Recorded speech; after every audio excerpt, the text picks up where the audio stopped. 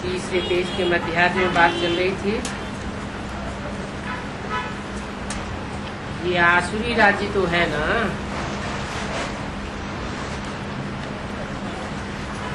इस आसुरी राज्य में सबसे जास्ती शैतान कौन है? रावण को तो 10 सिर होते हैं, सबसे जास्ती पूछा। अरे माया ही रावण, मायावी रावण ही कहा जाता है।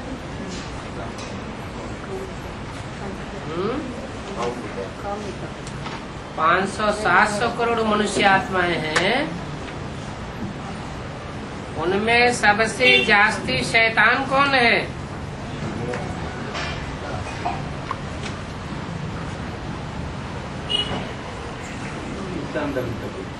जो अपन को ईश्वर कहलाते हैं।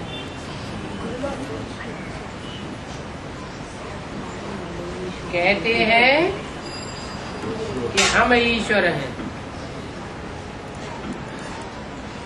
ऐसे तो भगवान को कभी कहने की दरकार नहीं है कि मैं ईश्वर हूँ।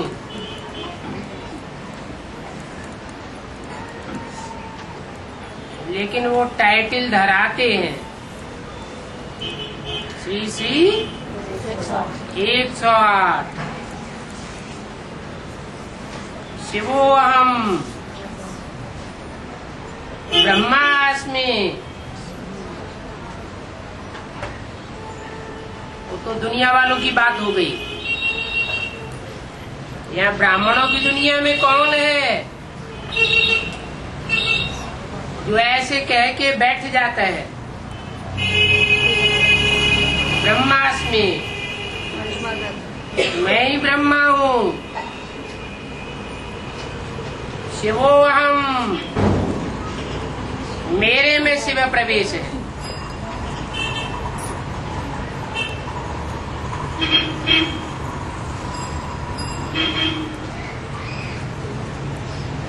जो सबसे जास्ती शैतान है, उन नंबरवार शैतानों की परिभाषा बताई।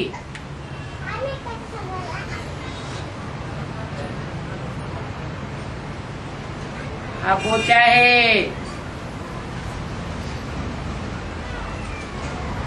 मेगा प्रोग्राम चला के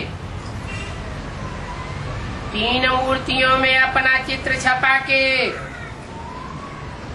ऊपर शिव ज्योति बिंदु को रखते हो,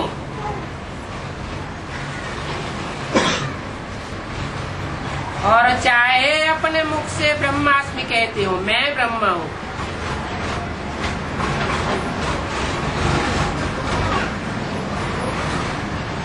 तीन मूर्तियों का चित्र छपाए देना,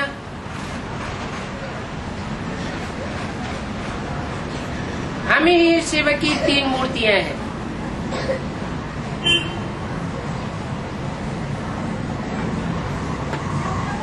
अमुक ब्रह्मा है, अमुक विष्णु है, अमुक शंकर है।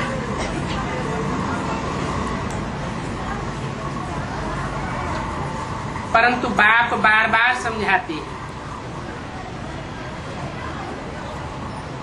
कि यहाँ आकर के जब बैठते हो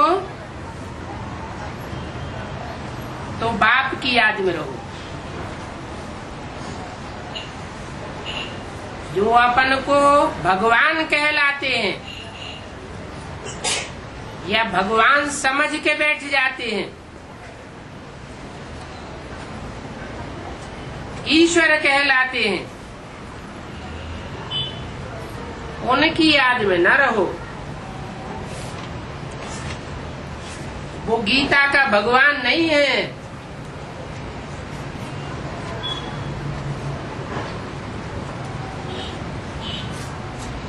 क्योंकि बाप भगवान हमको बैठ पढ़ाते हैं।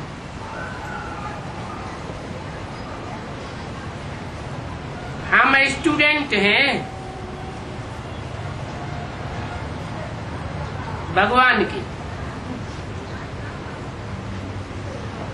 हमको प्रैक्टिकल में पढ़ाते हैं और जो भगवान हमको पढ़ाते हैं उनकी एक और पहचान है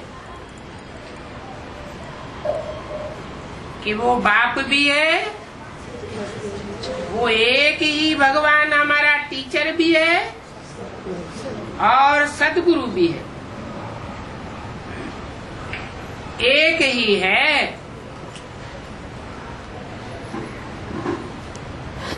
कोई दूसरा नहीं है।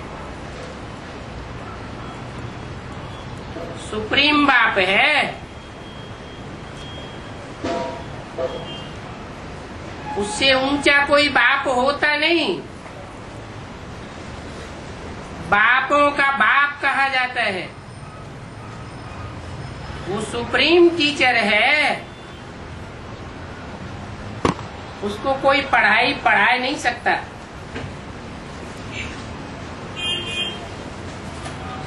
माना ब्रह्मा को पढ़ाने वाला कोई था,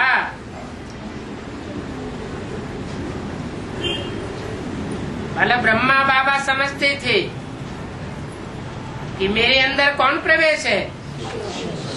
शिव प्रवेश है। शिव प्रवेश है, भगवान प्रवेश है। तो भगवान का साकार रूप किसको मानते थे? है? शंकर को मानते थे। स्वयं को ही मानते थे कि गीता का साकार भगवान इस सृष्टि पर अगर कोई है तो कौन है? मैं हूँ। फिर ब्रह्मास्मि कौन हुआ? ब्रह्मास्मि माने मैं ब्रह्मा हूँ। शिवो अहम माना मैं शिव हूँ।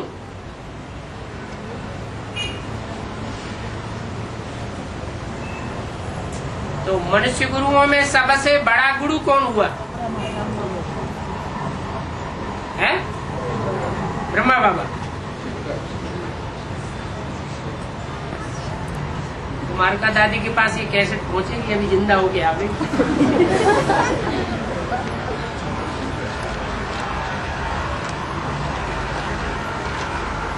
मनुष्य कहा जाता है नर को। नर माना मनुष्य, और नर क्या बनाता है? नरक। और सदा स्वस्थिति में रहने वाला सदा शिव क्या बनाता है? स्वस्थिति में रहने वाला स्वर्ग बनाता है। नर नरक बनाता है। तो जो भी मनुष्य मात्र हैं उनमें प्रजापिता नर है या नहीं है? है?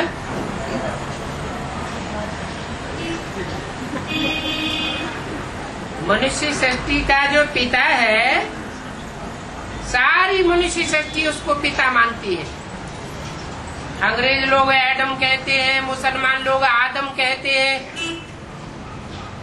जैनी लोग आदिदेव कहते हैं, आदिनाथ कहते हैं, हिंदू आदिदेव कहते हैं। सब मनुष्य इसको आदि पिता मानते हैं। और मुसलमान लोग कहते हैं आदम को खुदा मत कहो, आदम खुदा नहीं। क्या? खुद ही सब कुछ नहीं है, उसके ऊपर भी कोई है, लेकिन जो उसके ऊपर है वो निराकार है। उसके ऊपर साकार कोई भी नहीं है।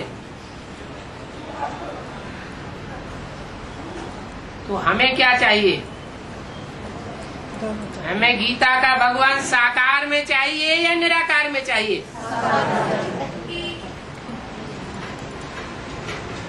तो साकार में गीता का भगवान कौन? तो वो तो निराकार है, ज्योति बिंदु है, बिंदु बिंदु आत्माओं का बाप, दूसरा कोई संबंध नहीं बनता।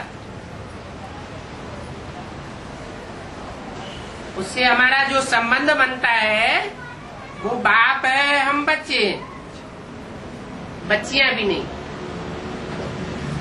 हम आपस में भाई बहन भी नहीं ठहरे, क्या है? भाई भाई। हम बिंदु बिंदु आत्मा है, वो हमारा बाप। लेकिन जब वो साकार शरीर में आता है, मुकर्रर रथ में आता है, तो अनेक प्रकार के संबंध एक के साथ बन जाते हैं।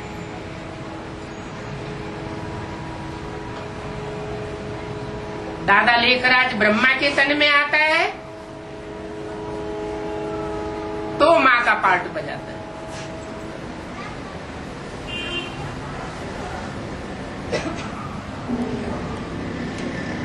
तो पहचान बताई,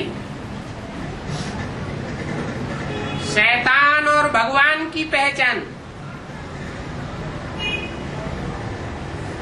भगवान जब साकार में आता है और जिस मुकर्रर रथ में आता है, वो अपन को कभी भी भगवान स्वीकार नहीं कर सकता, भगवान नहीं कह सकता, ब्रह्मा नहीं कह सकता, प्रजापिता भी नहीं स्वीकार कर सकता, ब्रह्मा विष्णु शंकर कुछ भी स्वीकार नहीं कर सकता। फिर भी भगवान प्रत्यक्ष होता है। भगवान को भगवान कहने की दरकार है ही नहीं। जो स्वतः सिद्ध है उसको सिद्ध करने की, जिद्द करने की जरूरत नहीं है। उस एक को याद करेंगे तो टीचर की भी याद आ जाएगी और गुरु की भी याद आ जाएगी। अब तुम बच्चों की बुद्धि सेट हो जानी चाहिए, भटकनी नहीं चाहिए। बुद्धि भटकती तो है ना, क्योंकि ब्राह्मणों की दुनिया का एक हुजूम बहुत बड़ा मानता है गीता का भगवान साकार में दादा लेखराज उर्फ ब्रह्मा, और तुम थोड़े से मुट्ठी भर ब्राह्मण मानते हो गीता का साकार भगवान शिव शंकर भोलेनाथ।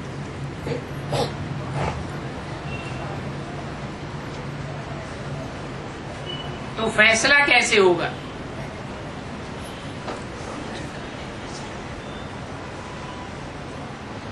बुद्धि भटकती है तो फैसला नहीं हुआ, और बुद्धि का रुझान एक ओर जाता है तो उस मन बुद्धि रूपी आत्मा ने फैसला कर लिया।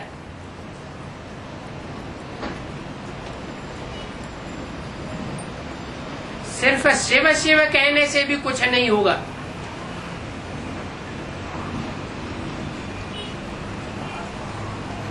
शिव हमारा बाप भी है, सुप्रीम टीचर भी है,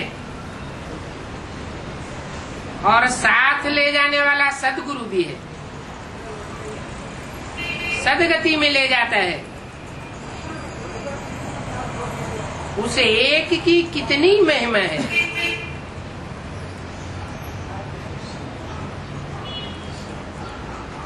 ये नहीं कहा इस एक की कितनी महिमा है, इस एक माना क्या और उस एक माना क्या। ब्रह्मा के तन में सन 67 की वाणी चलाई जा रही है, इसलिए बोला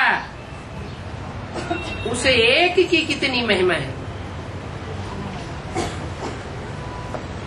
महिमा तो भक्ति मार्ग में होती है, पूजन भक्ति मार्ग में होता है, गायन भक्ति मार्ग में होता है।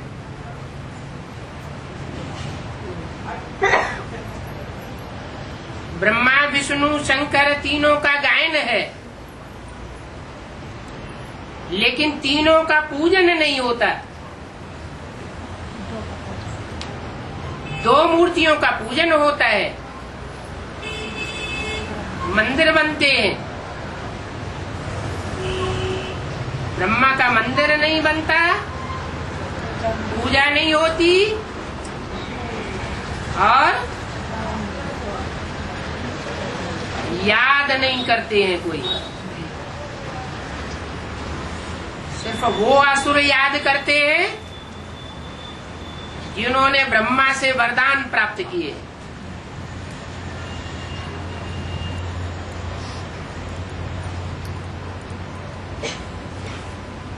कोई कहते हैं इसने तो ब्रह्मा कुमार कुमारी को जाकर के गुरु बनाया है।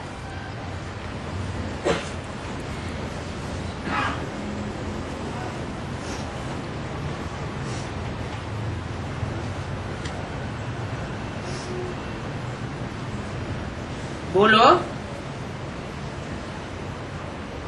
तुम भी तो गुरु बनते हो ना।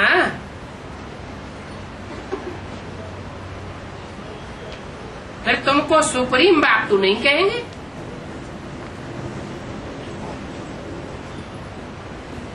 टीचर कहेंगे, गुरु कहेंगे, लेकिन बाप टीचर सदगुरु तीनों किसी को नहीं कहेंगे। तीनों तो फिर उस एक बाप को ही याद कहा जाता है।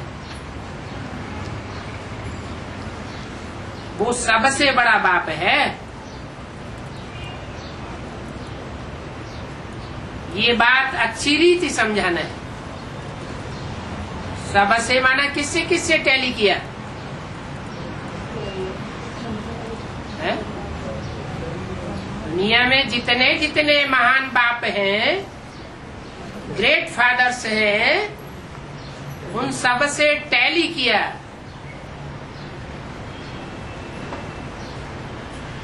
वो जो भी ग्रेट फादर्स हैं, इब्राहिम, बुद्ध, क्राइस्ट, गुरु नानक वगैरह, वो अपनी अपनी जनरेशन के बाप हैं। उनकी जनरेशन उनको अपना बाप मानती है। इस्लामी इब्राहिम को बाप मानेंगे, क्रिश्चियन क्राइस्ट को बाप मानेंगे, और ब्रह्मा कुमार कुमारियां ब्रह्मा को बाप मानेंगी। लेकिन सारी दुनिया जिसको बाप माने वो एक ही बाप है। ये अच्छी रीति समझाना है। प्रदर्शनी में समझाने की भी अकल चाहिए।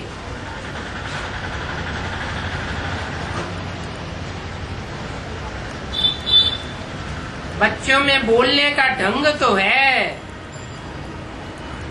परंतु फिर बोलते नहीं है।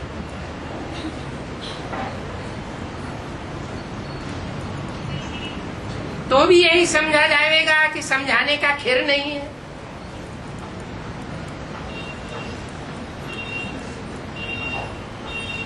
अपने में इतनी हिम्मत नहीं आती है। हिम्मते बच्चे तो मद दे बाप। बाप दादा दोनों कंबाइंड हैं।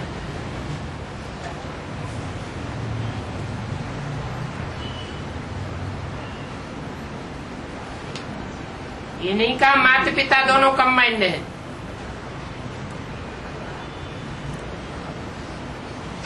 क्या कहा? बाप दादा दोनों कंबाइंड हैं। बाप किसे कहा जाता है और दादा किसे कहा जाता है?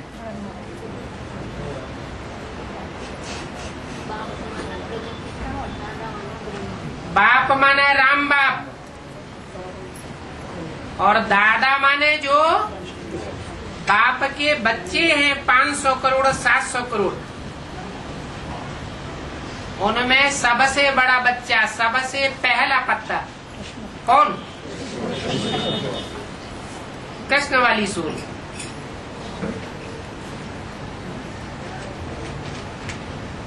बाप दादा जब कंबाइंड है और बाप जब कहा जाता है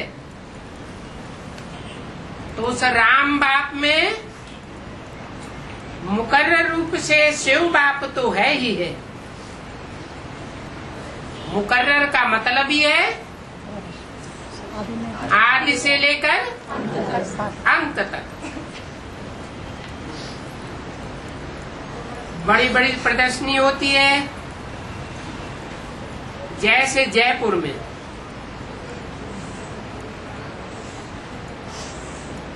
जयपुर का कनेक्शन बहुत है।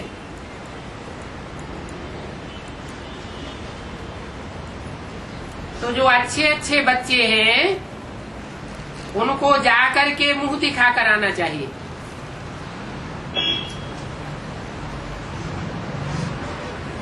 कहाँ मुंह दिखा के आना चाहिए?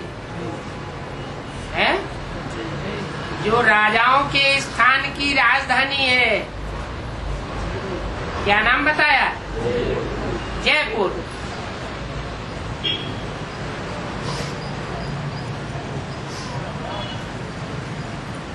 कैसे कैसे बच्चों को जाना चाहिए?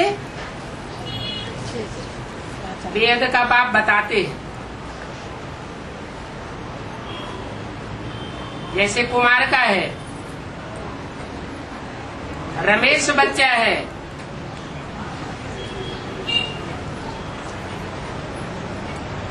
जा सकते हैं।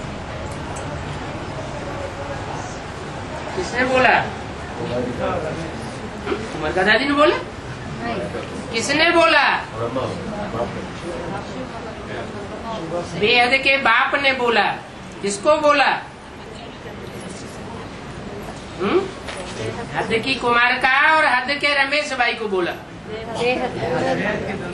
बेहद का बाप बेहद के बच्चों से बेहद की बातें करते हैं। जो हद के बच्चे हैं वो हद में समझ लेते हैं कि हद के जो कुमारिका हैं और रमेश हैं वो जयपुर में जावेंगे। ऐसे समझ लेते हैं। है बेहद की बात।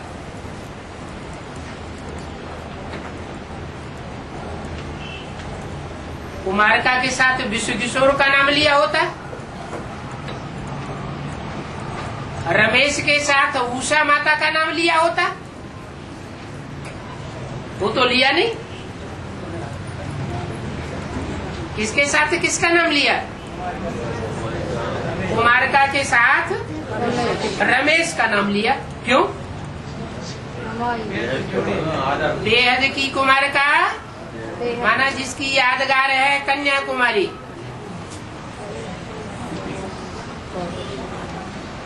यादगार तो है ना। और रमा ईश, रमा कहा जाता है पार्वती को। जो जन्म जन्मांतर एक की याद में ही रमी रहती है,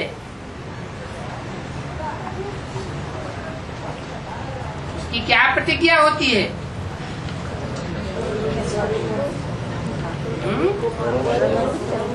वरों शंभु न तु रहो कुंवारी।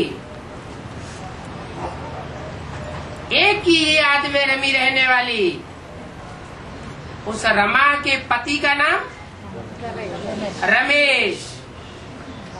रमा का ईश्वर, ईश, रमा ईश, दोनों शब्दों की संधि की जाती है तो होता है रमेश। कौन हुआ?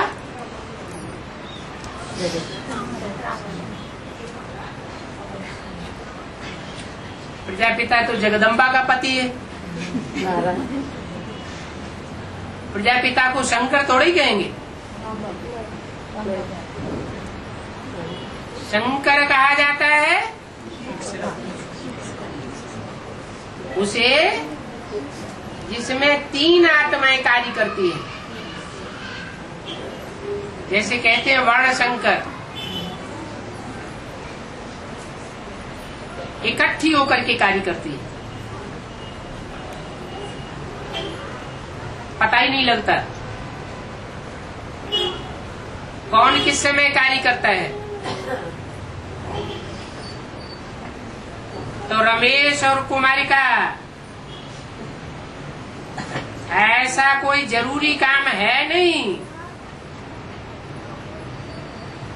जो ये बच्चे जयपुर में नहीं जा सकते। कहाँ जाना है? हारपुर में जाना है या जयपुर में जाना है? इनको जयपुर में जाना है।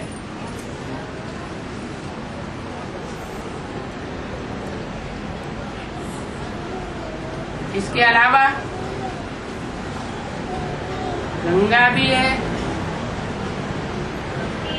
अच्छा समझा सकती है। अब देखिए गंगा भी बेसिक नॉलेज में कौन से जोन की इंचार्ज है? यूपी की इंचार्ज। यूपी उत्तर भारत है ना, और जो बेहद की गंगा है उसका भी गायन कहाँ है? उत्तर भारत में। तो गंगा है, अच्छा समझा सकती है। कुछ फेर घेर करनी है समझानी में। जो समझानी अभी दी जा रही है, कब की बात? 67 में। उस समझानी में फेर घेर करनी है। क्या फेर घेर करनी है? उस समय जो समझानी दी जा रही थी और बेहद की गंगा को जो समझानी देनी है, उसमें क्या फेर घेर होगी? कुछ अंतर होगा? नहीं होगा। अरे मुरली में तो बोला है, अभी गीता ज्ञान अमृत नहीं कह सकते, क्योंकि अमृत निकलता है मंथन से। जब तक ब्रह्मा बाबा जीवित रहे तब तक जो भी ज्ञान निकला उसका मंथन नहीं हुआ। उनके शरीर छोड़ने के बाद फिर मंथन शुरू होता है।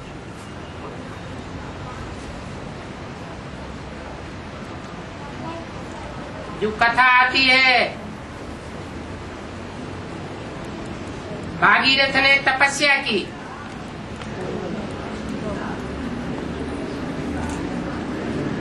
तो तपस्या करने का फल क्या निकला? गंगा ऊपर से नीचे तो आई, लेकिन शंकर की जटाओं में समा गई और कोई मनुष्य मात्र की जटाओं में नहीं समा गई।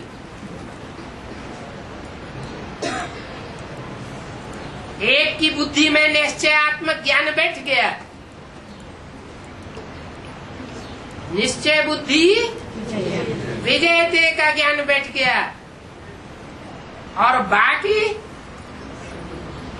बाकी सब मनुष्यात्मा निश्चय अनिश्चय के चक्र में डूबती ऊपर उतराती रहती है। तो फिर दिखाते हैं भागीरथ को दोबारा तपस्या करनी पड़ती है। दोबारा तपस्या करने से जो गंगा मस्तक में समा गई थी, वो धरणी वासियों का कल्याण करने के लिए आ जाती है। मुरली में भी बोला है, ये ज्ञान पुरुषों के मुख से शोभा नहीं देता, किसके मुख से शोभा देता है? कन्याओं माताओं के मुख से शोभा देता है। तो कन्याओं माताओं के बीच में कौन सी कन्या प्रसिद्ध है संसार में, भक्ति मार्ग में? जो भगवान के मस्तक में समाई हुई है।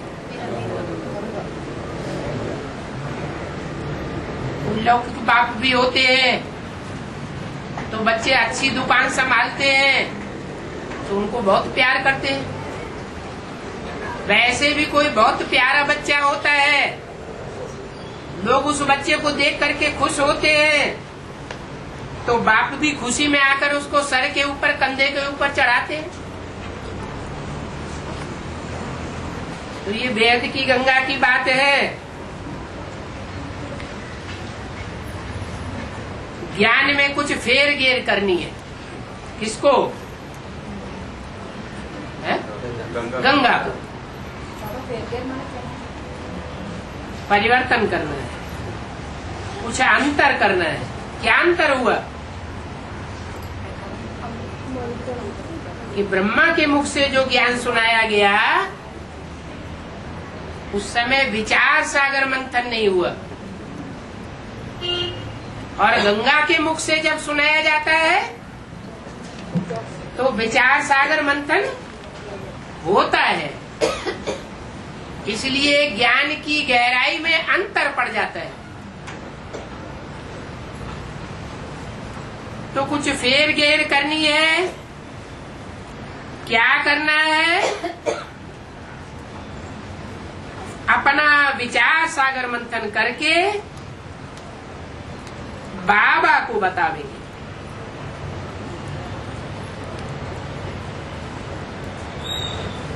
ऐसे नहीं कि विचार सागर मंथन कर लिया और सीधा सीधा दूसरों को सुनाना शुरू कर दिया। नहीं, क्या करेंगे? पहले बाबा से वेरीफाई करावेंगे, अनुभव भी पाना है। अनुभव पाना है हमने क्या क्या कमी देखी।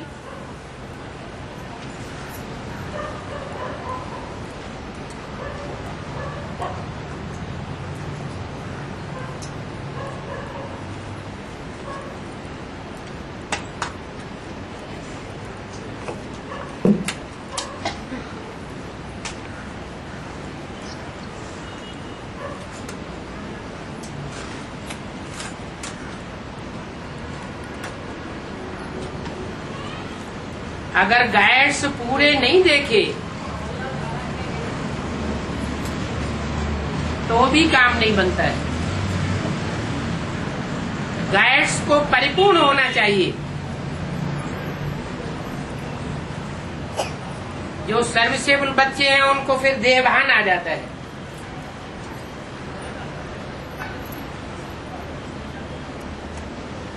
सर्विस करते हैं तो मारे देह अहंकार के आपस में ही लड़ पड़ते हैं।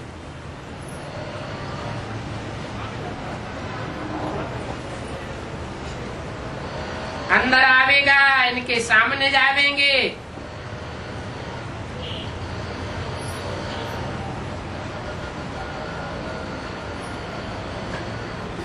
तो फिर देवान आ जाता है। इससे तो ऐसे सर्विस पर न जावे तो अच्छा है। इसको कहा जाता है देह अभिमान। बहुत क्लियर बुद्धि चाहिए। जावेंगे तो बाबा को पूरा समाचार देंगे कि अभी हमको यह बनाना है, ऐसा ऐसा चित्र होना चाहिए। बाबा बच्चों की राय को तो मानते हैं ना, चित्र भी बच्चे ही बनाते हैं। ये सीढ़ी भी तो बच्चे ने ही बनाई है। कौन सी सीढ़ी है? अरे कौन सी सीढ़ी कौन से बच्चे ने बनाई है? हाँ, जो सीढ़ी का चित्र है, जड़ चित्र, हद का चित्र, वो किसने बनाया है? रमेश बच्चे ने बनाया है। और बेहद की सीढ़ी का चित्र किसने बनाया?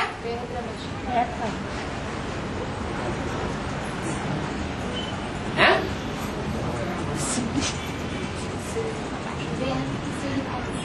84 जन्मों की बेहद की सीढ़ी नहीं है, वो देखने में नहीं आती। भारत के 84 जन्मों की कहानी कौन बनाता है? जिसकी कहानी होगा वो ही बनाएगा, ये कोई दूसरा बनाएगा? वो कहाँ बनाता है? 5000 वर्ष में या संगम युग में? संगम युग में बनाता है। तो ये सीढ़ी भी तो बच्चे ने ही बनाई है। फिर विचार सागर मंथन हुआ, अथवा कहीं देखा कि हम भी ऐसा ही बनावे,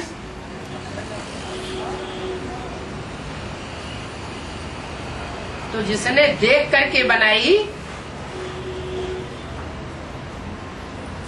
और एक ने ओरिजिनल बनाई, तो डुप्लीकेट कौन सी हुई? जो देख करके बनाई वो डुप्लीकेट, और जो ओरिजिनल बनी उसको डुप्लीकेट नहीं कहेंगे, कहेंगे ड्रामा अनुसार ऐसी निकलनी ही थी। तो देखो राय निकलती गई, फिर इसको इम्प्रूवमेंट में लाते गए। बाबा कोई मना थोड़ा ही करते हैं इस बात के लिए, अपनी अपनी सीढ़ी का चित्र बनाने के लिए मना करते हैं। हर बच्चे को अपने 84 जन्मों की सीढ़ी बनानी चाहिए। इस जन्म में हम यह बनेंगे, इस जन्म में हम यह बनेंगे, और इस युग में हम यह बनेंगे। आगे चलकर साधु संत आदि को भी तुम प्राण मारते रहेंगे। बेचारे जावेंगे कहाँ? एक ही हट्टी है, और सबकी सदगति इस एक हट्टी से ही होगी। हट्टी माना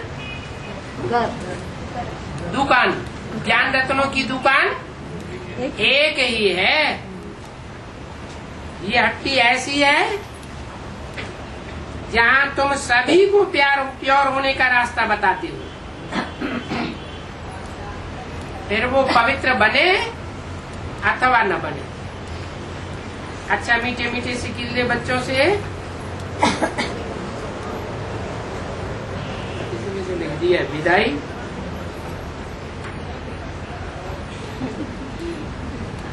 ओम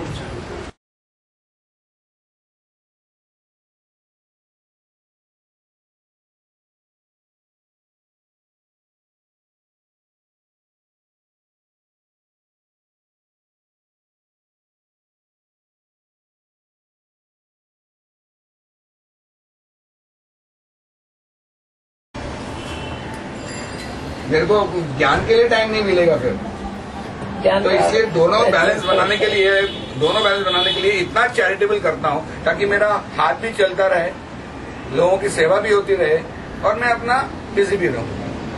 क्योंकि सुबह का टाइम जो है ना, ये चैरिटी में सोने को 11-12 बजते हैं। हाँ, 9 से 3 बजे का टाइम जो है ना, बोले आगे चले गए। घर में बीवी भी नहीं रखना चाहती है। निकलो 9 बजे तो निकलो, 2-3 बजे आ जाना खाना के टाइम पे। तो अगर मैं प्रैक्टिस पूरी छोड़ दूंगा ना, तो मेरे को घर में छोड़ने की बात कहाँ बताइए? छोड़ने की बात ही नहीं। तो मैं फ्री कर दूंगा, तो मैं बोला ना, मैं फिर इतना बिजी जाऊंगा कि मुझे। आपकी अपनी धारणा है ना। फिर 9 बजे सोएंगे, 12 बजे तक काम नहीं करेंगे, पैसा छोड़ेंगे तो नो तो 10 बजे सो मैं तो बहुत ही, मैं कोई मेरे पास कंसल्टेशन आता भी है और उसको बोलता पैसे नहीं है, मैं बोला ठीक है जब चले जाए, मैं तो पैसे के पीछे हुई नहीं। अब बाबा ने बोला वैसे करो ना, बहुत जितना ये ब्रह्मा बाबा को वरदान जो मिला है ना ब्रह्मा बाबा से, छोटा का भगवान से, तो उस बात को मानते हैं। पैसा भी आता रहे और सेवा भी होती रहे। और बाबा बोलते अभी फ्री में करो। अच्छा, आपकी बुद्धि में जीता भगवान कौन है? मेरी बुद्धि में तो राम शिव बाबा है। मेरी बुद्धि में तो राम शिव बाबा अगर है। है राम शिव बाबा है तो फिर आपको मान लेना चाहिए हम फ्री सेवा करेंगे। बाबा फ्री सेवा तो मैं नहीं कर सकता। आपने क्योंकि वैल्यू आपने ब्रह्मा बाबा से ये नहीं कहा कि हम नहीं कर सकते, लेकिन मेरी वैल्यू कम हो जाएगी। फ्री सेवा से मैंने देखा है। वैल्यू की देने वाला कौन है? शिव बाबा। जन्म जन्मांतर की वैल्यू देने वाला कौन है? शिव बाबा। उससे ज्यादा वैल्यू कोई नहीं दे सकता, उससे ज्यादा मजदूरी कोई नहीं दे सकता दुनिया में। वो इतना वेतन देता है, उतना वेतन कोई दे ही नहीं सकता। अभी वो कांता प्रसाद भाई का ऑपरेशन किया मैंने, बाहर जाते तो 10-15 हजार खत्म हुआ ऑपरेशन। मैंने सिर्फ 1000 रुपए में हॉस्पिटल का बिल लिया और उनके पास पैसे नहीं थे, तो मैं बोला ठीक है मैं अपने में से ऐड करके हॉस्पिटल का चुका देता हूँ, तो मेरे जाने। मैं करता हूँ फ्री भी ऑपरेशन, जब आप फ्री करेंगे ना तब आप टाइम लिमिट में बांध देंगे। हम सिर्फ 3 घंटे ऑपरेशन करते हैं, ज्यादा से ज्यादा 4 घंटे ऑपरेशन का काम करते हैं, उसके बाद हम अपना काम करते हैं जो हमें ऊपर वाले से काम मिला हुआ है। अपने आप हो जाएगा। मैं जिस नर्सिंग होम में जाता हूँ वो लोग तो पैसे लेंगे ही नहीं लेंगे, वो बोलेंगे तुम नहीं लेते हो तो ये हॉस्पिटल के खाते में गए। एक इतना प्रॉब्लम है ना, संजीवनी में जाऊंगा वहाँ जाऊंगा, सब उन लोग हॉस्पिटल्स को ही पेमेंट करते हैं और हॉस्पिटल मेरे को पेमेंट करता है। तो मैं बताता हूँ, तो अगर वो मेरे को पेमेंट नहीं देंगे तो बोलेंगे ठीक है तुमको नहीं चाहिए ना, तुम्हारा बहुत पैसा हम अपने पास रखते हैं। दरवाजे में पेशेंट को बेनिफिट नहीं जाता है ना, पेशेंट को बेनिफिट नहीं जाता है। बाबा का आंसर आपने पकड़ा ही नहीं। पैसे जेब में नहीं आएंगे ना तो 3 घंटा 4 घंटे काम करेंगे, तो बाहर नहीं बचेगा अपने आप। एक्सरसाइज करके आपको टाइम नहीं मिल रहा है ना।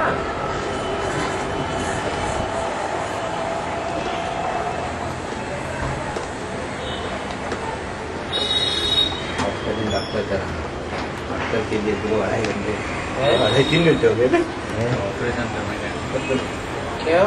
अमीन भाई की ब्रह्मा बाबा शिव बाबा आते हैं और शिव बाबा का सिकिल्दा स्टूडेंट है। बर्तन मिल गया दीदी, बर्तन मिल गया। बाबा तो किसी की भी टांग खींच सकते हैं। हकीकत कहे तो बोलते टांग खींच लेते फिर सटक जाते हैं। उस्ताद है भैया।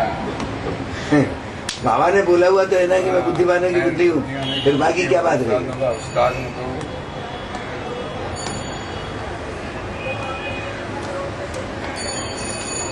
बुद्धि अपनी जो चलती नहीं है, बुद्धि जो होती है कि किस हिसाब से तीखापन पकड़ दिया है, पकड़ने का कारण क्या है? निराकारी स्थिति कैसे पकड़ दिया? जितना आत्म की स्थिति में रहेंगे उतना बुद्धि तीव्र होती जाएगी। जितना अपने जितना देह और देहधारियों को देखेंगे उतना बुद्धि डल होती जाएगी। देह माने मिट्टी।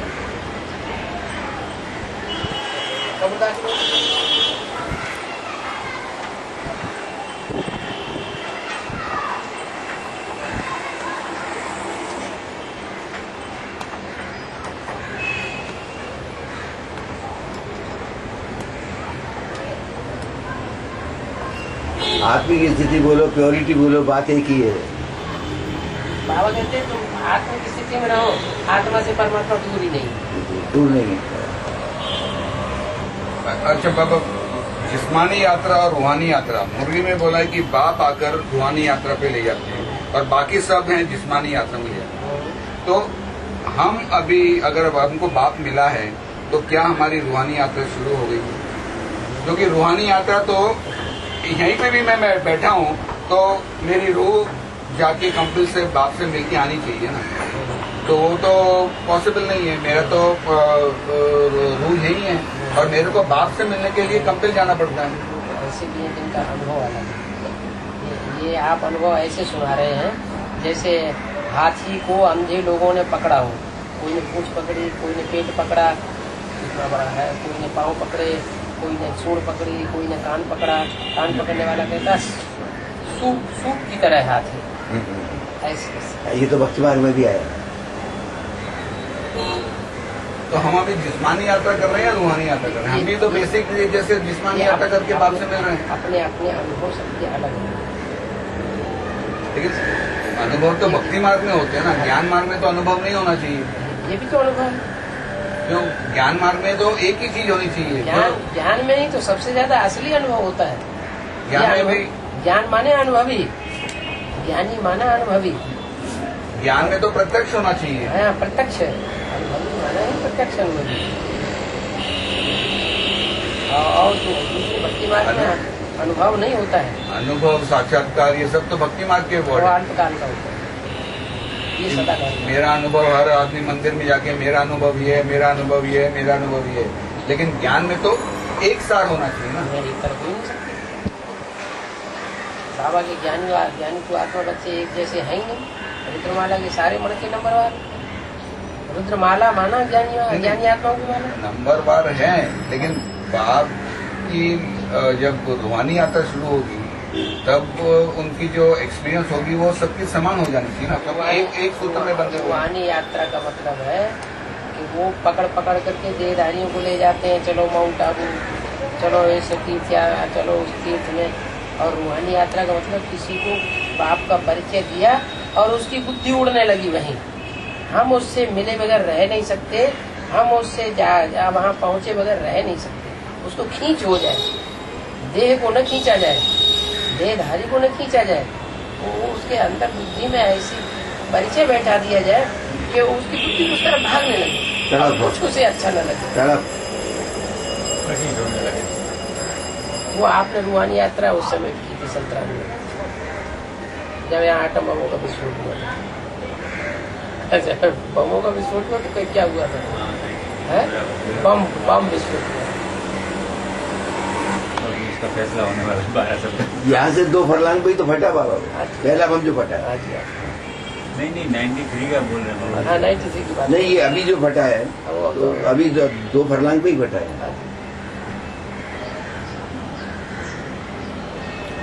मैं उस दिन ट्रेन में बैठा था, एग्जिट जो बम फटा ना उस समय आपने रूहानी यात्रा की 93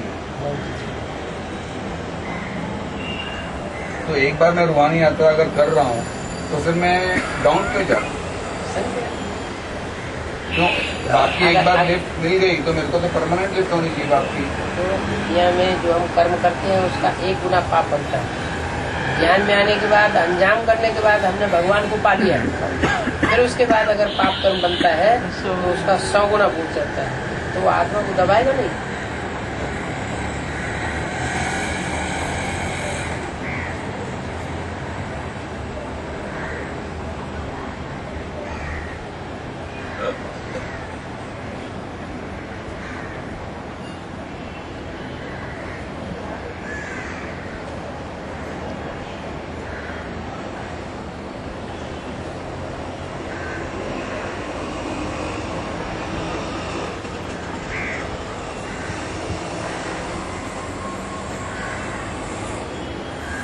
खराब होता जा रहा है। बस्ती में भी बाबा आज से 5-6 सेशन पहले वातावरण दुनिया का और ज्यादा खराब होगा। और ज्यादा खराब होता है। वातावरण दुनिया का और ज्यादा खराब होगा। लेकिन वो परिवर्तन क्या होगा कि जो हमारा फिर से नशा चढ़ जाएगा। फिर से नशा चढ़ कोई मूर्ति निमित्त होगी ना।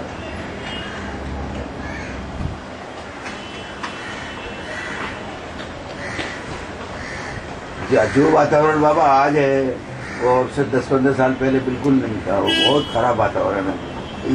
उसमें भी टिके पड़े हैं, ये बहुत बड़ी बात है। आज की आज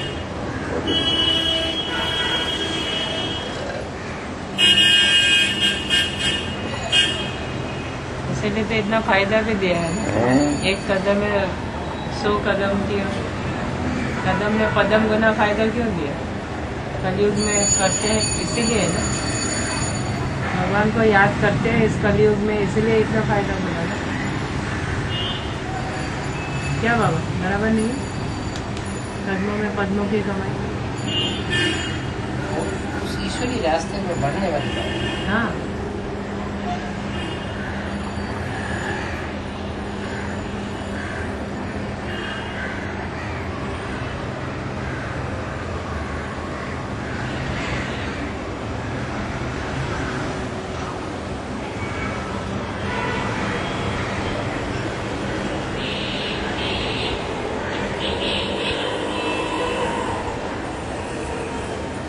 20 साल का सोच रहे बराबर, ये तो 36 साल में हो गया है।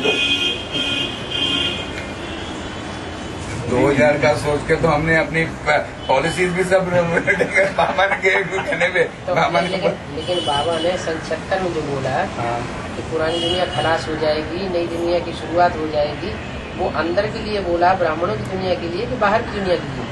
कहाँ से शुरुआत हुई नई दुनिया की? सन 76 में शुरुआत हुई, 2000 में खलास हो गया। वो कंपनी का जो महत्व था वो सारा ही चौपट हो गया 90 के बाद है।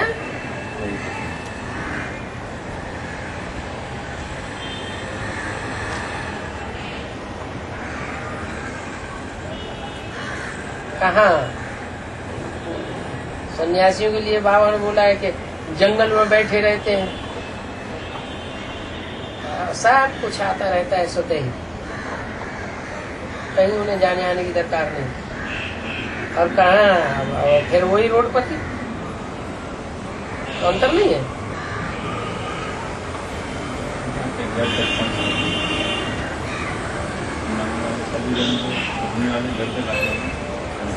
बाबा मुरली में हमें जो नंबर 1 पंडित कामी काटा आता है, ठीक है, तो नंबर 2 पंडित कामी काटा क्यों नहीं आता है? नंबर 3 नंबर 4 कौन है? नंबर 2 कोई पसंद नहीं करता। नहीं जैसे बाबा भी नंबर 2 पसंद नहीं करता। कोई तो होगा ना। नंबर 2 पसंद ही नहीं करता। अच्छा, हाँ, वो एक कोई पसंद करता है। वो अव्वल नंबर को पसंद करता है, नंबर 2। दुनिया में भी 3 नंबर होते हैं, नंबर 1 नंबर 2 तो नंबर उसमें एकलव्य बोला। नंबर 2 को भी अगर पसंद करे तो लक्ष्मी जो है वो रुद्रमाला में आ जानी चाहिए, वो नहीं आती।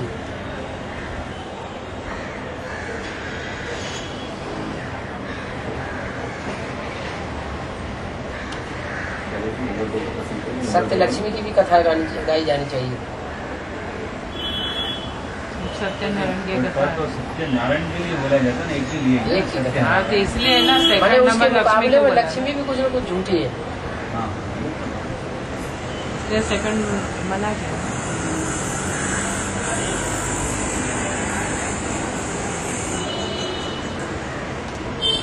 लक्ष्मी तो सत्य हो ही नहीं सकते, तो उसके कारण तो सब झगड़े हुए हैं। लक्ष्मी के कारण तो सब लफड़े झगड़े जो भी हैं। कौन से लक्ष्मी है? प्योरिटी के ऊपर ही झगड़े होते हैं, प्योरिटी के ऊपर ही झगड़े होते हैं। ये कोई नई बात उन्होंने नहीं बोल दी, बाबा अक्सर मुरली में बताते हैं कि पवित्रता के ऊपर ही सारे झगड़े हैं। तो पवित्रता की प्रतिमूर्ति है ना संसार में, तो जन समझ दिया। नई बात क्या है?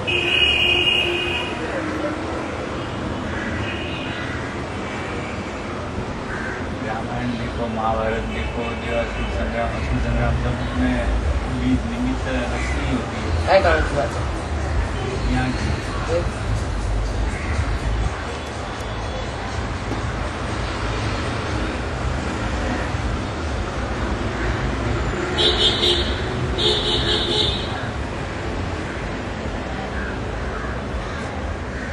कुछ है? अभी कुछ बाकी है? पूछो भाई, अभी थोड़ा सा बाकी है, 10-1 मिनट का बाकी है। बाकी नहीं तो निकलेंगे, खत्म हुआ है तो निकलेंगे, है बाकी तो कैसे झाड़ झाड़ के निकाले थे, झाड़ झाड़ के झाड़ झाड़ के निकाले थे। इसीलिए बोलते खत्म हुई तो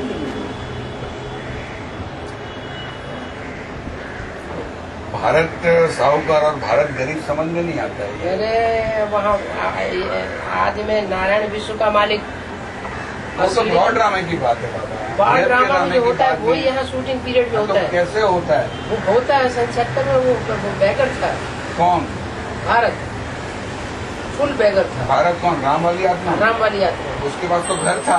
नहीं, कोई घर नहीं था, घर से निकाला, गेट आउट। घर भी रहने दिया, शादी नहीं करता तो निकल घर भी गया रहने ना। दिया निकलो घर से। वापस। नहीं, घर से बाहर। कैसे बात? घर भी रहने दी। कहाँ था बाबा के पास?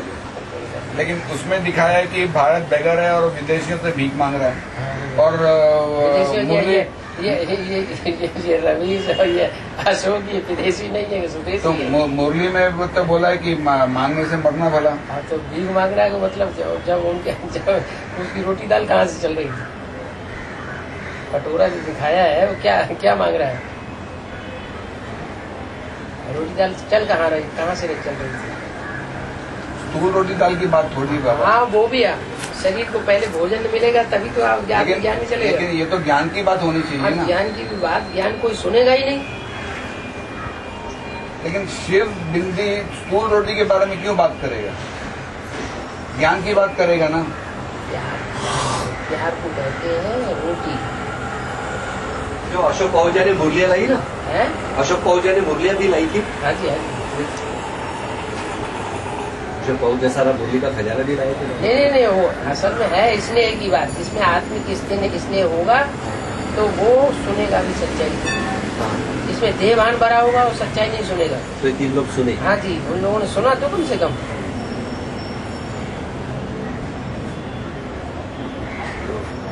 दोनों तरह से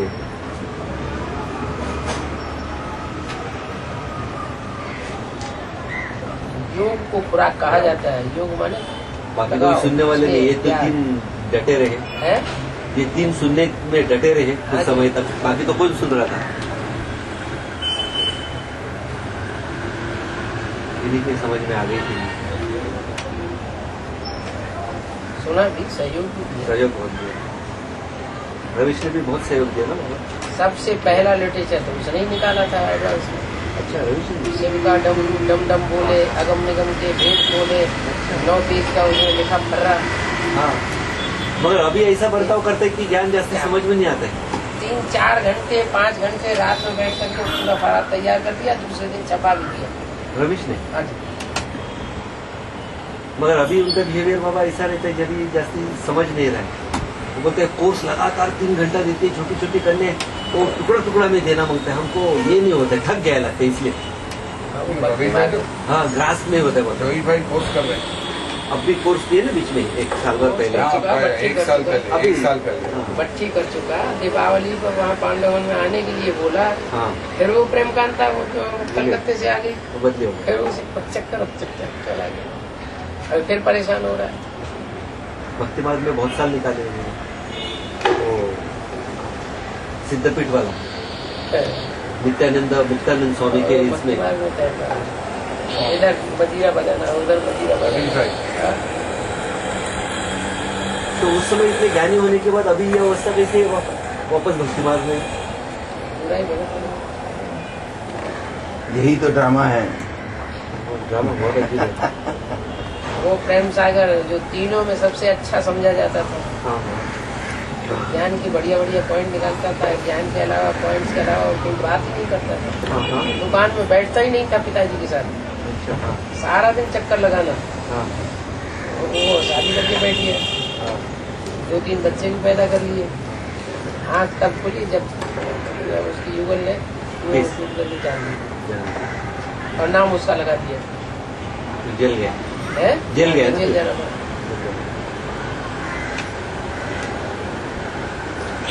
उसके बाद वो वापस आया नहीं ना एडवांस में।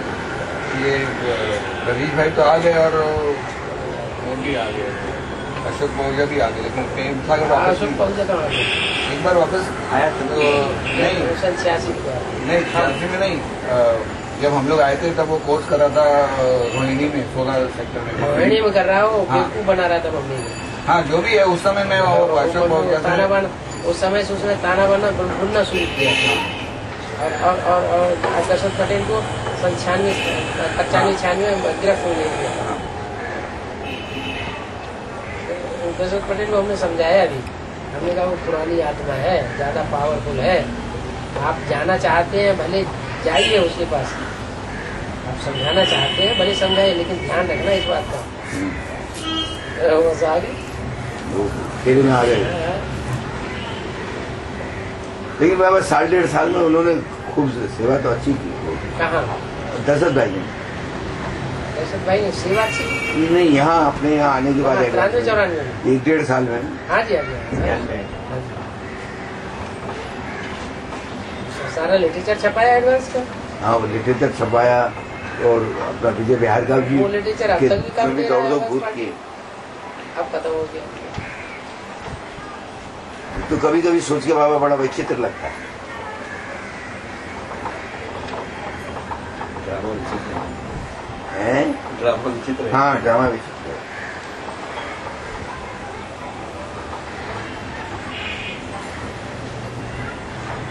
दिनेश भाई पूछ लो, 5 मिनट और रहे हैं। शिव कैसे प्रवेश करते हैं पूछना है। क्या पूछे अभी? शिव कैसे प्रवेश करते हैं बार-बार पूछते हैं। बहुत आंसर मिल गया। नहीं, अब कुछ जैसे दिन अपने आप ही क्रिएट होने वाली है, तो पूछने का कोई अर्थ नहीं है। आत्मिक स्थिति में रहेंगे तो अपने आप ज्ञान क्रिएट होगा। वही मैं वही देखा है।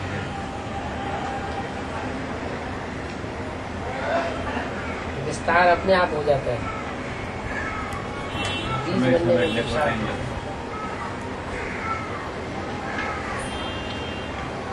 अपनी अपनी को तो घोट नहीं पड़ेगी ना, अपनी घोट तो नशा चढ़ेगा। तो ये हर एक के लिए लागू होगा ना, कि एक ही के लिए लागू होगा, हर एक के लिए लागू होना चाहिए। देवताओं ने भी जो पुरुषार्थ किया अनेक जन्मों का सुख भोगने के लिए, और असुरों ने भी जो पुरुषार्थ किया अनेक जन्मों का सुख भोगने के लिए, तो अपनी घोट से ही हुआ है, दूसरे घोट से नहीं होता है। ठीक है, एक बार रास्ता मिल गया, चटपटी मिल गई, बस एक बार वो है? मंथन कैसे करना वो समझाती है, बुद्धि का ताला खोल दिया।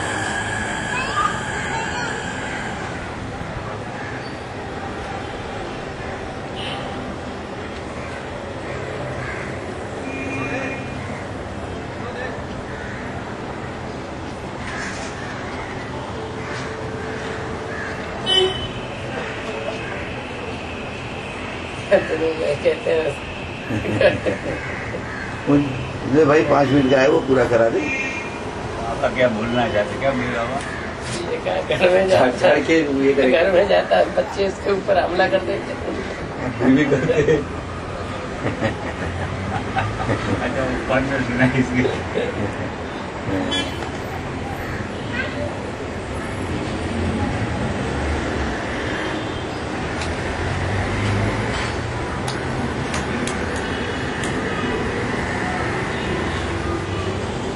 बाबा संगठन में ये समझ हुआ पूछ सकते हैं, मतलब बहुत सारे लोग बैठे रहते हैं ना, तो मैं कभी कभी वो करने को ऐसे चिल्लाना नहीं शुरू करता चिल्लाना नहीं, यहाँ बैठ के जितनी जोर से चिल्लाते तो आवाज बढ़ जाएगी सबके बीच में बैठ के। इसलिए मैं उधर बात नहीं छेड़ता हूँ, नहीं छेड़ना वही अच्छी बात है। क्योंकि यही उधर अगर की बात है। कमजोर लोग बैठे रहते हैं ना, तो जरा इसलिए मैं इतने दिनों से ना, मैं बोला बाबा कभी आएंगे खार में, कोई मैं बात करूँगा। किया हुआ है कोई भी क्लास में, सभी को फ्री किया हुआ है, किसकी जो प्रश्न हो समाधान करा। अंदर बात क्यों रखना, दिल साफ करो। बात है तो अंदर घुटाने से तो ठीक नहीं। हाँ, अंदर घुटने से तो अच्छा हाँ जी, अच्छा नहीं। बाहर निकालो बात को।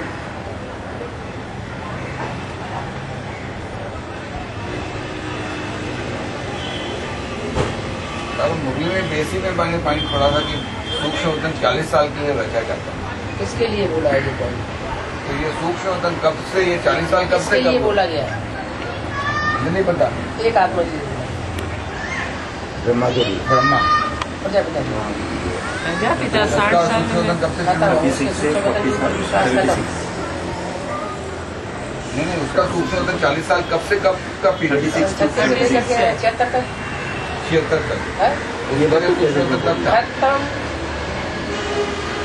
36 में उनके 60 साल की उम्र थी, तो 40 है तो 76 में।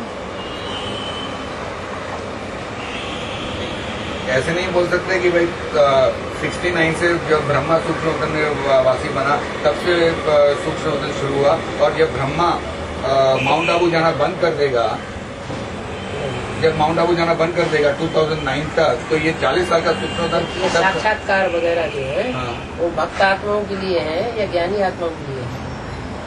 भक्त आत्माओं को। क्योंकि आग से ही भक्ति का फाउंडेशन पड़ा हुआ है। तो अगर आज वो फाउंडेशन 76 में आकर के शुरुआत हो गई, उसका फाउंडेशन खत्म। तो वो तो भक्ति मार्ग का साक्षात्कार के लिए सूक्ष्म वतन था। हाँ जी। लेकिन ज्ञान मार्ग का सूक्ष्म वतन तो ज्ञान मार्ग ब्रह्मा, का सूक्ष्म वतन बुद्धि का होता है, तो वही ब्रह्मा जब, बुद्धि का साक्षात्कार तो होता है। जब ब्रह्मा अव्यक्त हुआ हाँ। तभी तो ज्ञान मार्ग का सूक्ष्म वतन शुरू हुआ होगा ना। वो भक्ति मार्ग का साक्षात्कार करने के सूक्ष्म वतन था, क्योंकि आदि सो अंत होना चाहिए फिर। तो 76 में किसी को भी साक्षात्कार नहीं हुआ।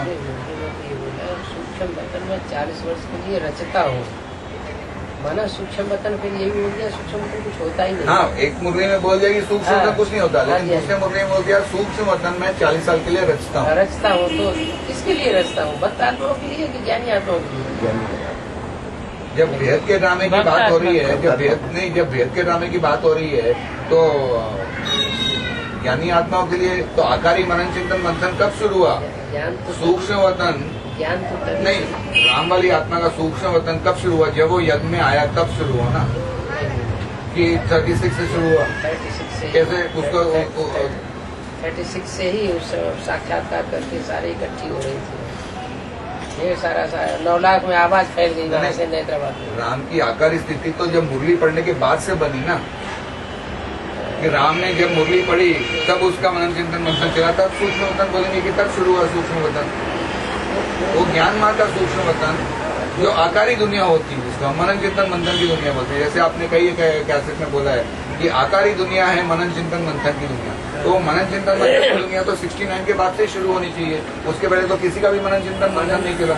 जो आप बात कह रहे हैं मुझे कहिए कि राम वाली आत्मा का मनन चिंतन मंथन कब खलास हुआ? नहीं, लेकिन शुरुआत कब हुई? जब राम वाली आत्मा यज्ञ में आई तभी तो शुरुआत बोलेंगे ना। आप सूक्ष्म वतन जिसे बोल रहे हैं ना, वो स्पष्ट करिए ना, सूक्ष्म वतन किसे कह रहे हैं? आकारी मनन चिंतन मंथन की दुनिया, हाँ, बेहद का सूक्ष्म वतन जो बोल रहे बेहद का हैं, मनन चिंतन हाँ, मंथन। वो सूक्ष्म वतन नहीं, लाइट वाला सूक्ष्म नहीं वतन नहीं नहीं, जो बेहद का सूक्ष्म वतन मनन चिंतन मंथन है, हाँ। वो वास्तव में अभी भी चल रहा है। अभी भी चल रहा है। और तब तक चलेगा जब तक कि निराकारी स्टेज कांस्टेंट नहीं हो तब जाती। कांस्टेंट नहीं रहती। तो 70 से लेकर अपन 2010 तक पकड़ सकते हैं। 79 से 69 से ही अपन पकड़ सकते हैं, 69 से लेकर के और 2009 तक, 40 साल तक का। तो मतलब जब तक 2009 का जो पीरियड है, हाँ। वो बुद्धि का सूक्ष्म वतन वो भी मनन चिंतन मंथन भी खत्म हो जाएगा, साथ में लिए और फिर राम वाली आत्मा निराकारी स्थिति में निराकारी स्टेज में टिक जाएगा।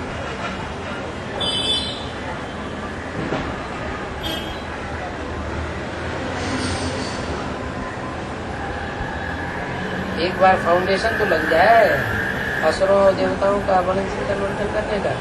अभी असुर तो तैयार ही नहीं हो रहे हैं,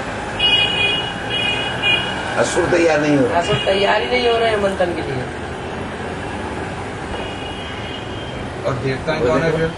बोले तो देवता वो जो मंथन करने लगे हैं पहले से, जिनका मनन चिंतन मंथन पहले से ही चल रहा है, देवता बड़े सूर्यवंशी, चंद्रवंशी को सेमी देवता कहा जाता है, कंप्लीट देवता है भी नहीं।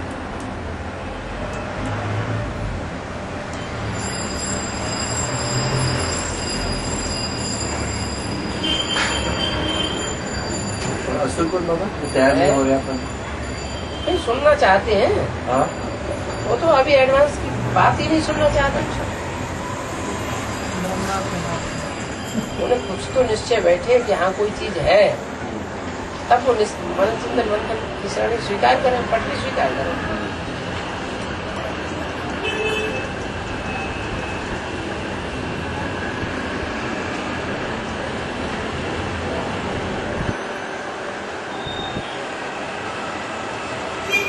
माउंट आबू में जिनको रथी महारथी कहा जाता है उनमें से आएंगे। कौन माउंट आबू में नहीं, यहाँ बीज रूप आत्माओं में सब अच्छा, करेंगे। विद्युत की बात है। यहाँ भी ऐसे ही है। बाबा विद्युत की बात है। जो बाबा का मुंह पकड़ते हैं, आपने ऐसे बोला, आपने ऐसे बोला, विद्युत आपने इस मुरली में ऐसे बोला, इस मुरली में ऐसे बोला, उसमें उसके में ऐसे बोला।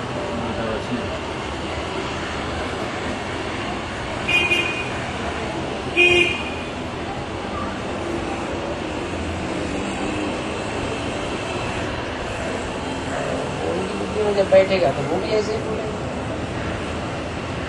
अभी तो सुनने के लिए तैयार नहीं।